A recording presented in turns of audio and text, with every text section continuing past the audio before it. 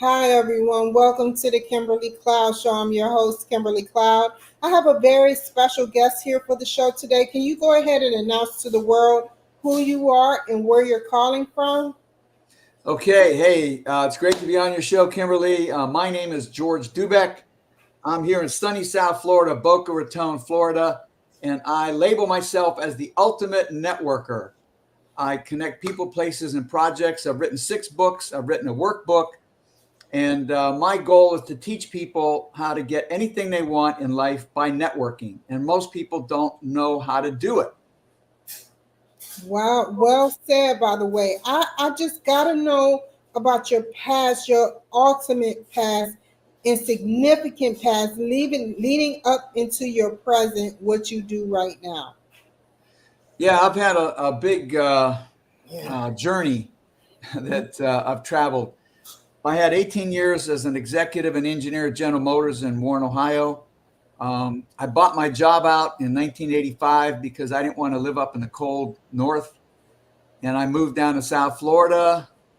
Instead of go west, young man, I went south, young man. And I love warm weather. I love the beaches and all that good stuff. So I came down here, started various businesses. Actually, my claim to fame was from 1985 to 1992. My wife and I had the largest singles network in South Florida. It's called the Find a Mate Singles Network. We decided to I've help heard of single that. people. Yeah, we were on before the internet, before dating apps, before all that. We actually did computer matchmaking. We used to get people together at all the local colleges, adult education programs, and we had classes, and we used to teach a program called Find a Mate. So I developed a system that I teach people how they can find a compatible mate using their social network. You don't have to go to nightclubs and bars. You don't have to go to online dating. If you simply stick within your own social circle, you can eventually find somebody that's credible, reliable, and compatible.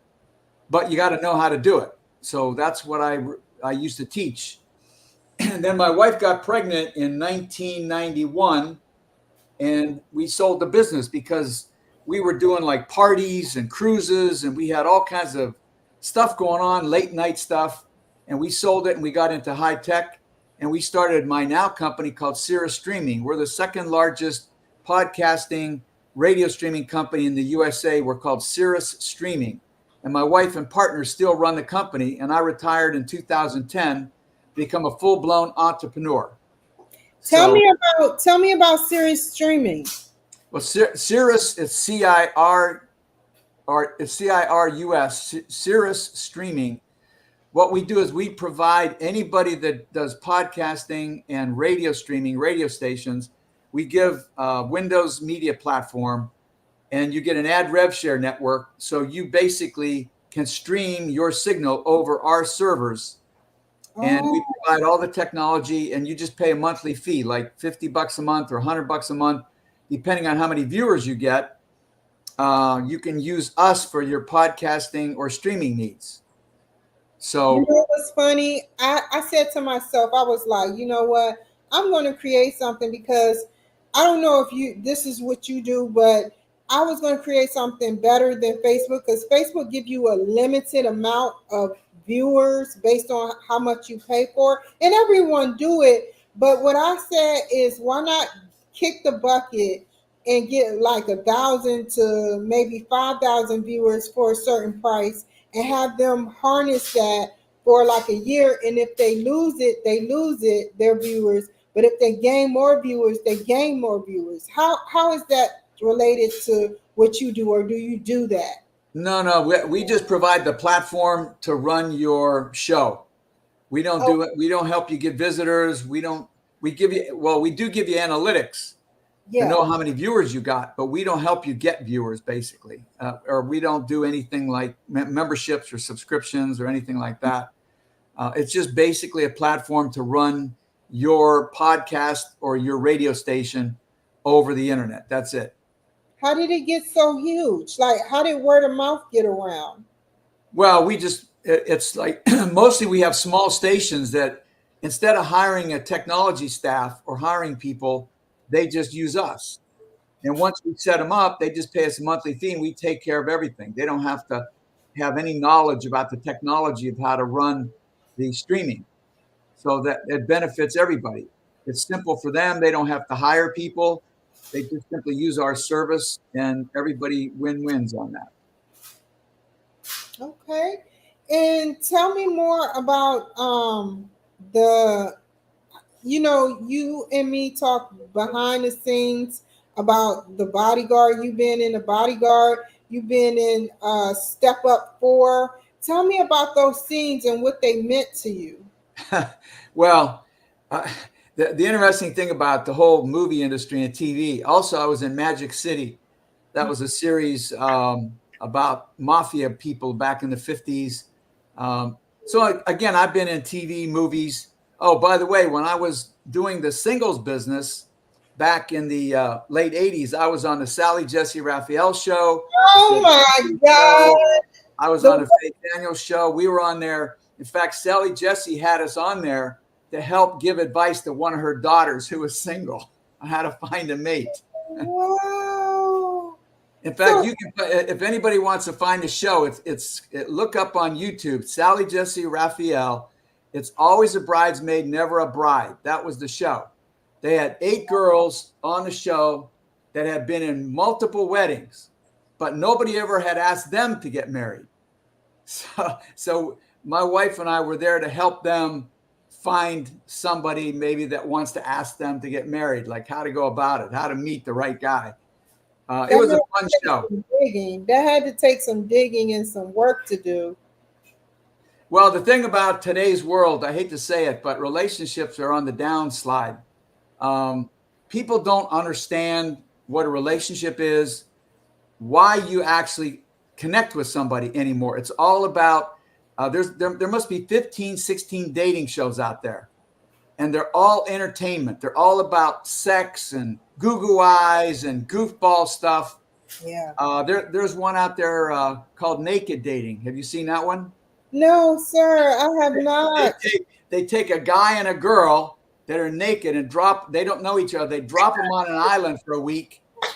And it's crazy. They're going, what's the one where they swap husbands and wives for a month or something like that? Oh, yeah. And what do you do that stands out from the rest, that's been like solid and stands out from the rest? Tell us what you do. Well, what I'm trying to do is I'm trying to teach people, first of all, what is a marriage? Why do you want to get married? Okay. Not because you like guys, not because you found, and I hate the word soulmate. I hate that it does not exist. And I'm just going to share with your listening audience. Okay. A man and a woman are oil and water, and people don't get it. Okay. A woman cannot be a man's friend. I don't have any women in my whole life that are my friends. Okay. Most of them don't like sports. They don't like fighting.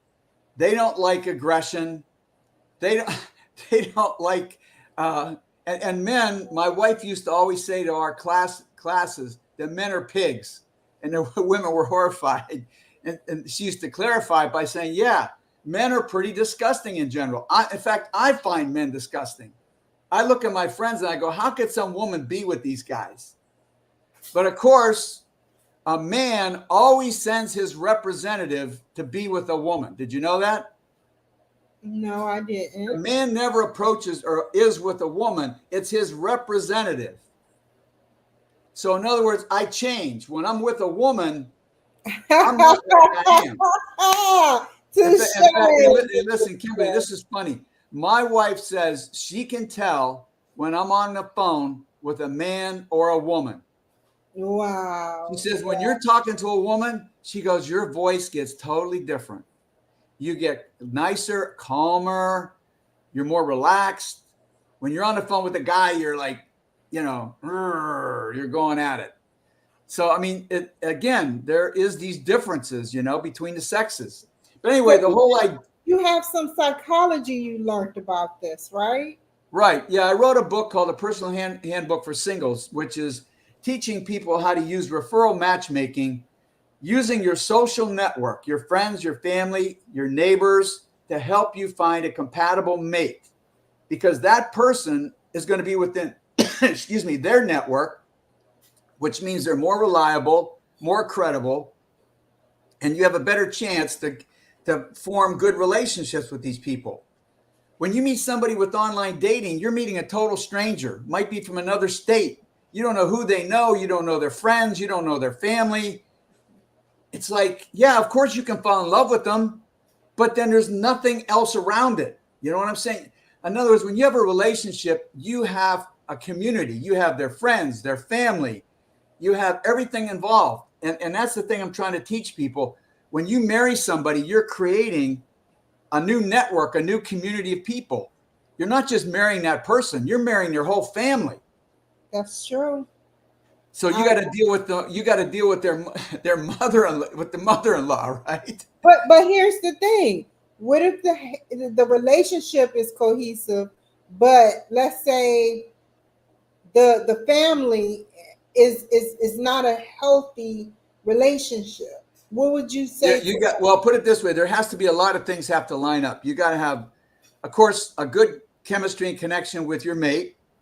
But the worse the family situations are on either side, the harder it's going to be.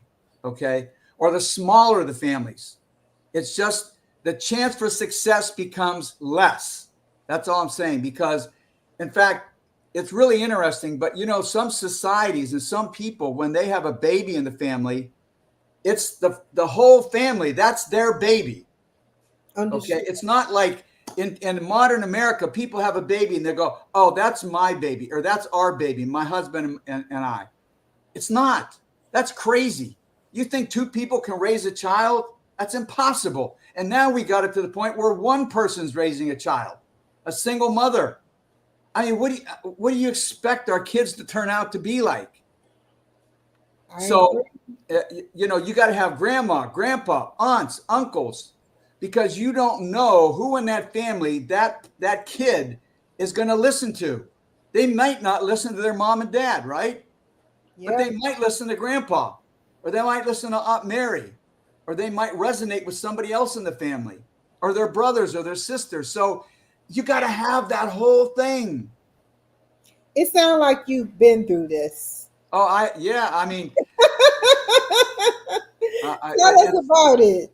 Well, one of my favorite groups that I like to evaluate and review and watch how they operate. You ever hear of the Amish? Yes. Yes.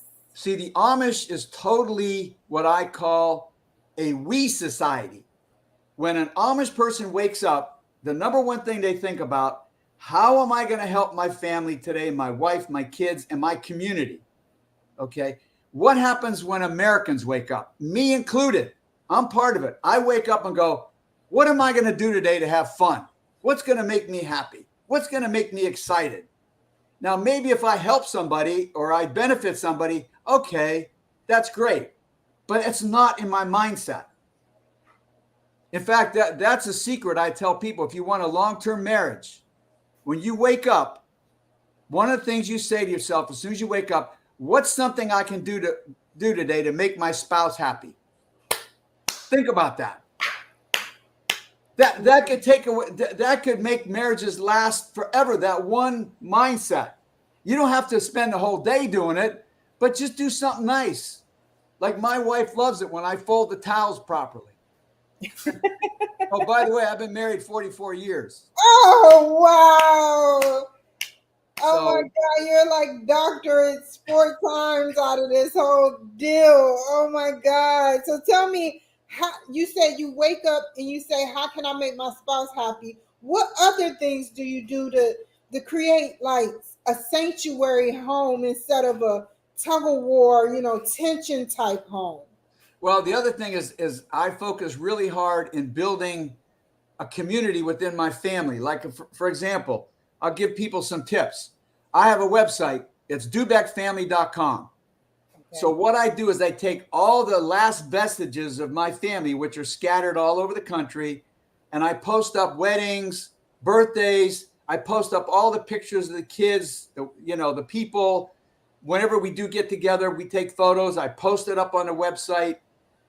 And then I periodically send like news updates to everybody in the family. Like the other day, I think it was actually about a week ago, I put down all the basic family members, their birth dates, and the significant people in our family that died when they deceased, the dates they deceased, and like what their jobs and careers are.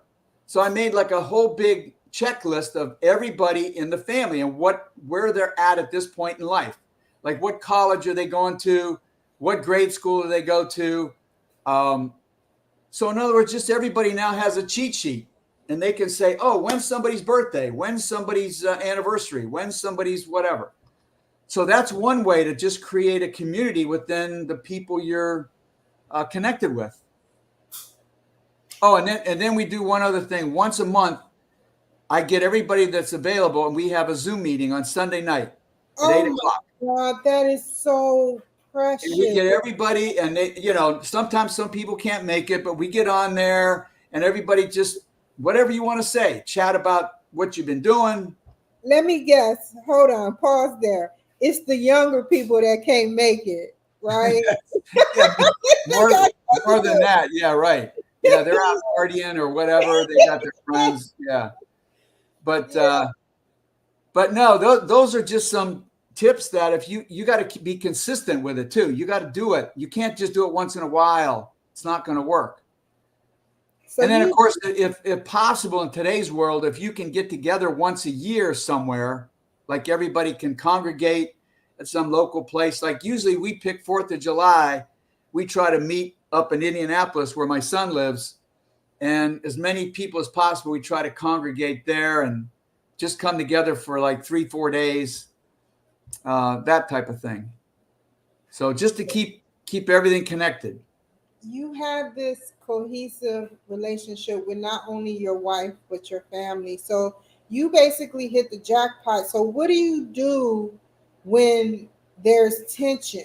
How do you alleviate? Do y'all have family meetings? Do y'all talk it over? What happens where you sit up there and you alleviate the tension between family members and yourself?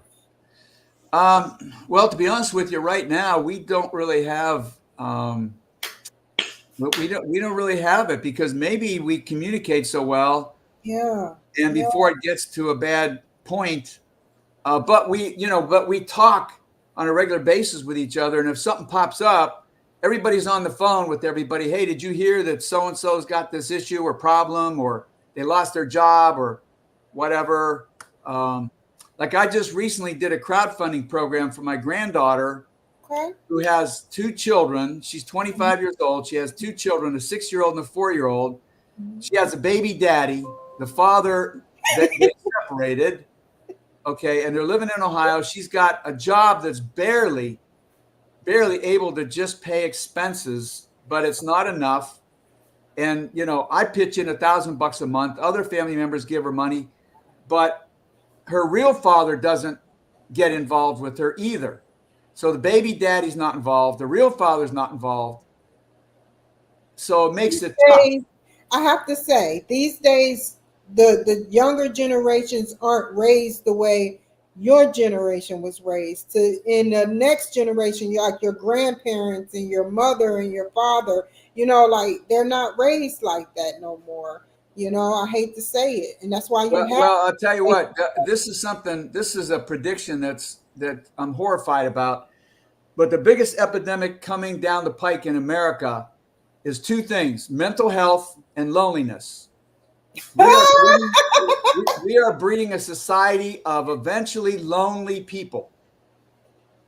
Yes, you're right. When you're 20, 30, 40, or 50, you don't think about that. Yeah. It's okay. Because you can go to a football game or a concert. You can cover it up with buying nice cars. You got a job. You go to your work or whatever the heck you're doing. Yes. But all of a sudden, at some point, it's all going to catch up. And you're going to go, wow, what did I do? I have a psychic medium on my show. I have a psychic medium on my show. My God.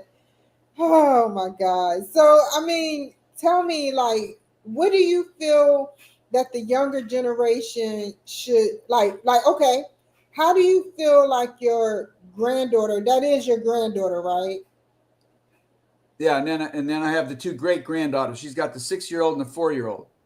Okay, tell me about how what you feel like is possibly like could be corrected, like with the relationship standpoint, because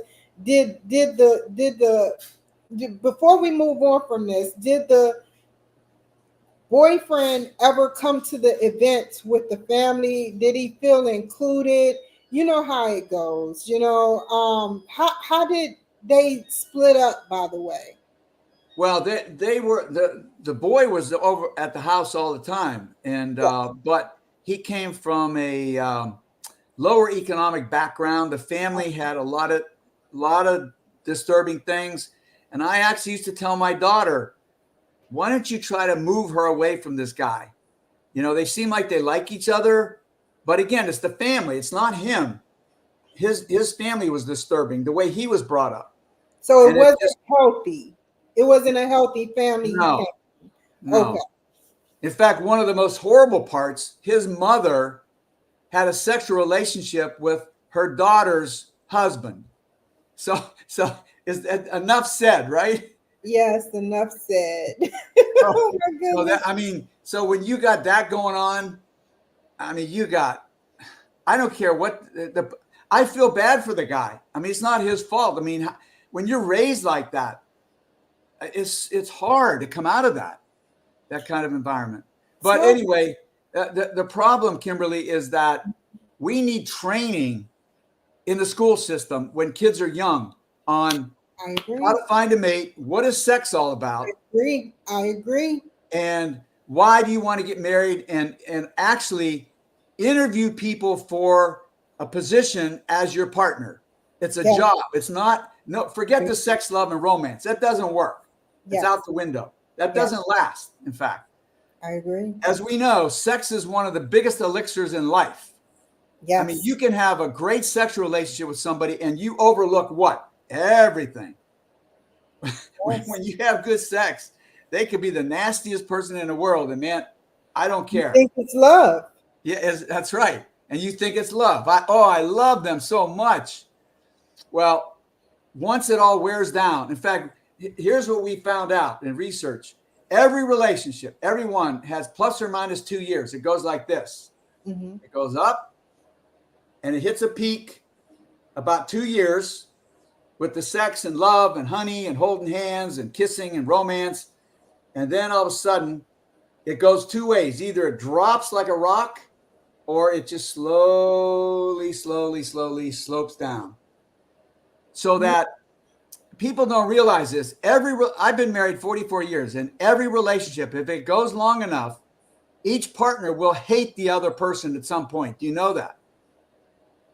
I didn't know that, but And my question, the biggest question people should ask their new partner is, when we get to that point, when you hate me, you can't stand me for whatever reason, what are you going to do? talk it over. But you got to ask them up front, Yeah. because if you wait for it to happen, what happens? They bail out. Yeah. They Yeah. just go, oh, I'm tired of her. I'm sick of her whatever. Now I'm Yeah. going to go find a girlfriend or a boyfriend. But the same thing is going to happen, and it's short lived. It's always a honeymoon phase, and then it's short lived, Right. So, Yep. So if you know in advance, you're going to have that issue. And then you think, okay, when I get there with this person, what am I going to do? Am I going to go to a counselor? Am I going to talk it through? Or am I going to go talk with relatives? Are we going, how are we going to resolve it? Now, I'm not talking about something crazy like somebody's abusive or alcoholic or on drugs. I mean, if it's really bad, you can't help things. But I'm talking about the everyday BS, nitpicking. You leave wet rags out in the hallway or something. I mean, just you don't make typical marriage stuff, yeah, marriage stuff, right? Yeah. But that all builds up, though. It all builds up. That's why when I fold towels properly, my wife really likes me. Good. You know what? You done told me so much great information. Tell me about, where do you see, because we don't have that much time. So tell me about, where do you see yourself and your family headed for the future? Like, do you think that there could possibly be a series channel like on Oxygen about y'all lives? That would be so cool. I mean, I think your wife wouldn't want that, but who Well, knows? well, put it this way. My prediction for the future for most Americans and families is not very good. I My agree. own family included, because when I grew up within a 5-10 mile radius, we had aunts, uncles, grandparents, cousins. Nowadays, my son lives in Indianapolis. My daughter lives in Mentor, Ohio. My sister lives in Youngstown, Ohio. I live in Florida. Their kids, my son's son went to Penn State, which is in New York. His daughter's going to Trine University. I mean, our family's like this. It's being pulled apart. Yeah, that's what I was We're doing as much as we can to keep it together, but in another 5 to 10 years, all of that is going to be even stretched thinner. yeah. And again, I go back to the lonely syndrome. All these people, and then people are not having enough kids. Like my 30-year-old daughter, she just had a baby. She has a 3-year-old. Mm-hmm. And I've been pushing her to have another one. I go, you don't want to just have one kid. I tell people, younger people, I say, you got to have at least 3, a minimum of 3. It's hard, it's expensive, and it's tough on you. But when you're 60, 70, 80 years old, you're going to thank your lucky stars you had at least 3. Because out of those 3, you're lucky if one is a good character. If one doesn't have drugs, crime, or get a health problem, or Yeah.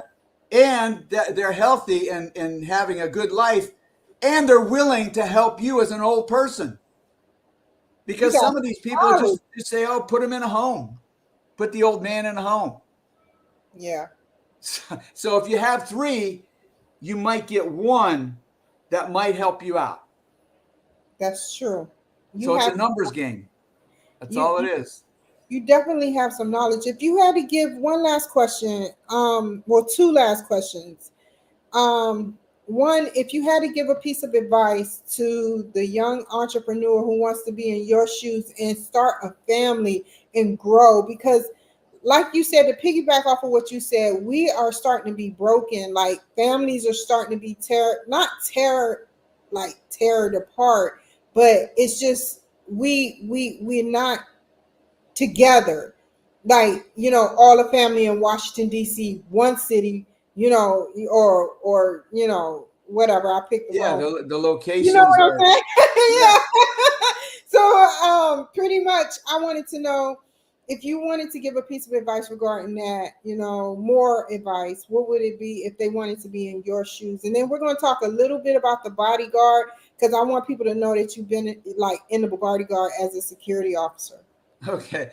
Well, anyway, what I would tell young people today that are getting into a relationship, first of all, it's no longer love, sex, and romance and all this, honeydew stuff. Okay, forget it. It's a business. Okay, you got to think of your marriage, your life as a business. You got to find a business partner that you like, that you're on the same wavelength, and you can communicate. And you have to run it like a business, a plan. You got to have a plan. How many kids are you going to have? When you have the kids, how are you going to keep your family together? Like I'm talking about, you're going to have a family website. You're going to do a weekly Zoom call. You can't just get married and you work and he works and you raise these kids, you send them to school and hope for the best. No, it ain't going to work. And then you got to be on top of everything and really plan things. In the old days, people didn't plan their families. They just had families and they sent them to school and you get a job, right? Well, that doesn't work anymore. That's not going to work. Nope. In fact, here's another good case in point. My son has one of their neighbors that they live in Indianapolis, and they sent their girl down to Alabama, $80,000 a year to go to college, and she's now a nurse. Okay, so she's got a job now in Alabama. So I had a conversation with her mother. I go, "Why is your daughter working in Alabama?" and you live in Indianapolis. I said, you're the grandma, you're a potential grandma, right? I says, if she's down there, who do you think she's going to hook up with? Some guy from Alabama or some guy from another state? And then she's going to get married and have a kid, and you're in Indianapolis and she's in Alabama. How are you going to help your daughter raise her kid? You're right. And she looked at me like, I says, why is she in Alabama? Well, Alabama's a cool state. Oh, it's really neat. And they got, come on. It is, every place got cool things. Indianapolis is a cool state. So, I mean, we get enamored with this BS of some location is better than another. The location is where your family's at. That's the best location. So, you know, and I know some people, they can't have kids for whatever reason, or, you know, they get separated or there's a disaster. I mean, I don't have advice for that. I don't know what you do. I just try to help people that have the possibility to create a community and, you know, a plan and work it together. So, you know, I have to ask before I ask about the bodyguard. So your book incorporates everything that you said from the heart, right? Yeah, well, I have two books. I have one is for business networking, which is strictly getting customers, building relationships in business. And the other one is for social networking, finding a mate, finding a compatible person to live your life with. So it's kind of, I have two different books. I have 6 books. So they're in different categories. Cool. And we have to know. So tell me about you being in the bodyguard, and tell me just working around Whitney Houston, one of the greats. And tell me about you in, what's his name? Kevin Costner was in it. Kevin Costner. Yes, him. Yes. And, well, the only stories I can tell you about Whitney Houston was she was going through a pretty bad time, and she was really hard to deal with. She was late on the sets. She caused a lot of friction with the producers and directors and stuff like that, because I think she had been, you know, doing drugs. I mean, she just was not reliable, and she was nasty with a lot of people. Kevin Costner was just, I don't know, not good or bad. He was just there. He was he's a star. He acted like a star, whatever. But in fact, one of the scenes I was in, she was singing that famous song, "I Will Always Love You." And I was sitting in the front row when she was doing that scene, right in the big ballroom. They did it at the Eden Rock Hotel down here in Miami. And I was in some other scenes where they were chasing people at night, you know, the Secret Service guys and security guys and stuff like that. It was a lot of fun, you know, being in those sets. But, you know, actually movies are really boring. There's a lot of just sitting around time, waiting for them to set the lighting and the scenes up.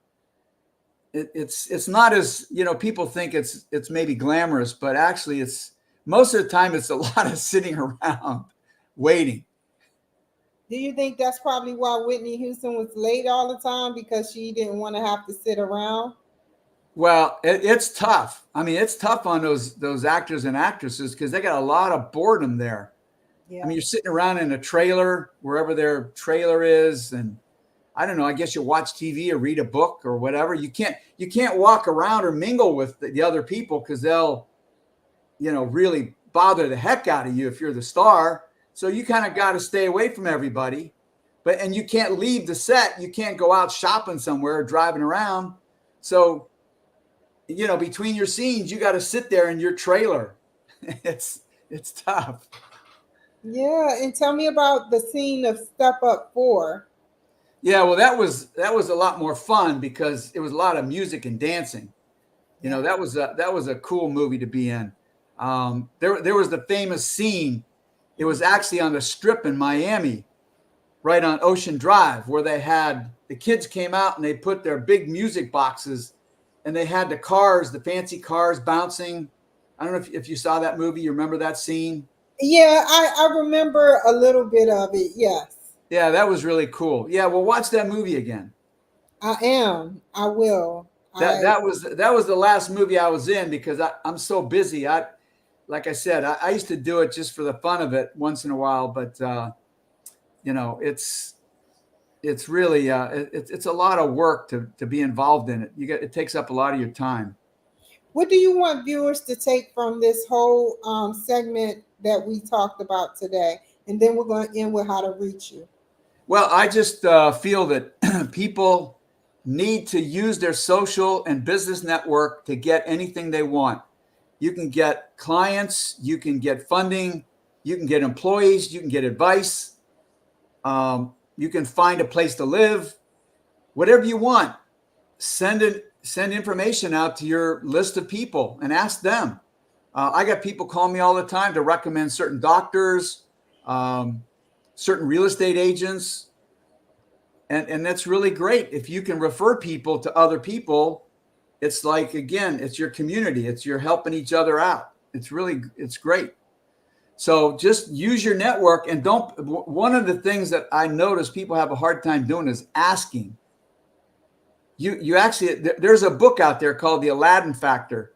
It actually teaches you, the whole book is about teaching you how to ask for things. Oh, that is such a hard thing. I have trouble with that all the time. So in fact, you know what, Kimberly, you know what I do? And this is funny. My son, he laughs. Even if I buy something, anywhere I buy anything, I always ask him, say, hey, you got anything you could throw in for free? You got any discounts or you got any coupons or bonuses you can give me? I always ask. And it's amazing what you'll get. Yes. All you can get is a no, right? That's true, Mr. DUBEC. What a wonderful guest today. Thank you so much. And how can the people reach you, Mr. DUBEC? Well, I'll tell you what, if anybody wants, I'll send them a free PDF copy of either one of my books. If they're single, I'll send them the Personal Introduction Handbook for Singles. And if they're looking for business, I'll send them my Ultimate Networking workbook. And in fact, I'm going to send it to you too, Kimberly. I'm going to send you copies of both. Right? Okay. My email address is george@georgedubec.com. That's DUBEC. And if they want to send me an email and just say, hey, send me the book for singles or send me the book for business, and I'll send you a free PDF copy just because they listen to your show. Thank you. Is there anywhere I can rate you once I read the book? Well, I'll tell you what, here's how you have to read the book on business. Okay. I actually have a questionnaire that you have to take, and it rates you as a networker right now. Like, how would you rate yourself as a networker right now today? On a scale of 1 to 10. Oh, 1 to 10, I'm like 4. Okay. Well, when you take the test, it'll actually confirm that, or it'll tell you where you rate. And then, of course, then you read the book and you start practicing some strategies and go back in a couple months and take the test again. And hopefully you're going to improve yourself. And also, if you don't want to read the book, a lot of people hate to read today. The last chapter is called the summary. If you go there, it's got all bullet points. All you have to do is read the summary, and it encapsulates everything that's in the book. So there you go. A lot of word verbiage. I love it. I love it. I love it. I love it. Okay. So we're closing now, and I wanted to thank everybody joining and watching this show and listening and tuning into this show today. Y'all take care, be safe, and I'll see y'all next time. Bye. Okay. Thanks, Kimberly.